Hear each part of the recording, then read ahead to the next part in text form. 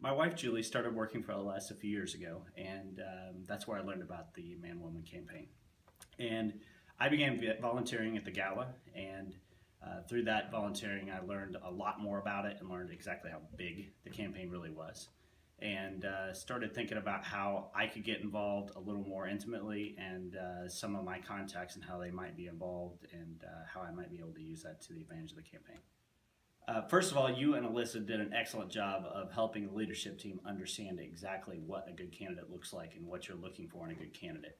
So after we kind of went through that and I got an understanding of that, I went through my contacts and started, trying to understand exactly who of my contacts might fit both the role of a good candidate and who of my contacts also might know a good candidate but might not be a good candidate themselves.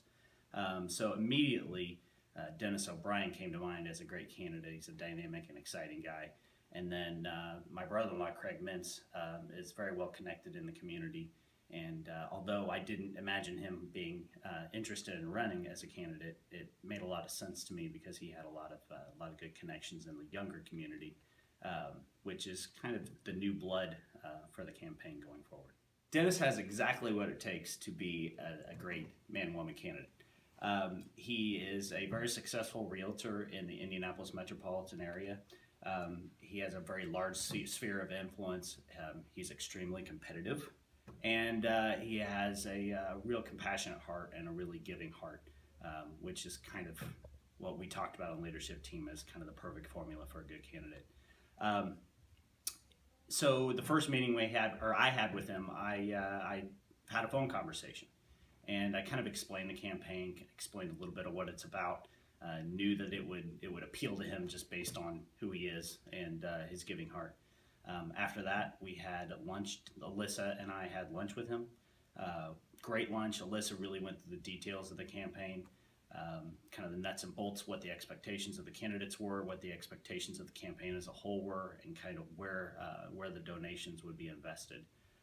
And then I waited a few days and gave him a phone call.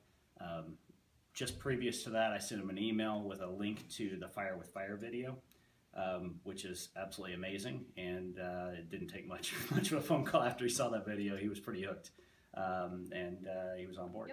Yep. What I found was really important was when he had a sphere of people within his network of team, and then they reached kind of the edge of their sphere.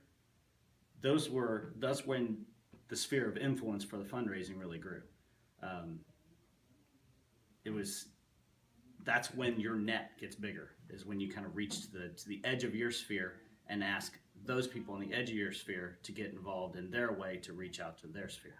Dennis is super positive, so he didn't show it, but I know he did feel that discouragement. There were a couple times where he was, not understanding why donations weren't still rolling in. You have that initial moment where the first week where, hopefully everybody on the team is blasting out emails to their contacts and kind of get a shot of donations. And then you're right, in the middle, sometimes that dries up. Dennis and I just talked about kind of re-engaging that network of people. Encouraging the team. I was kind of, helping him, but he was the team leader. He was the captain. So how can he motivate the team to continue?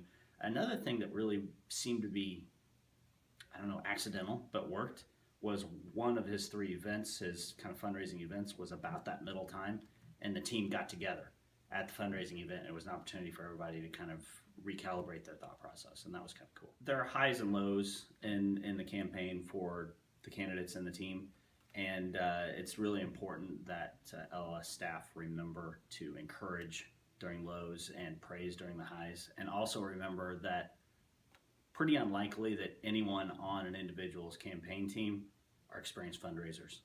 So you guys did an excellent job of explaining to each team member and the candidate what works, what might work and is worth a try, and what has been tried many times and doesn't work. And me included, some people on the team thought this is a great idea, and then but it's been tried, and it was tried 10 years ago because it was on what might work thought, and it doesn't work. So that was really, really key, that we didn't waste our time on things that have a long history of not working.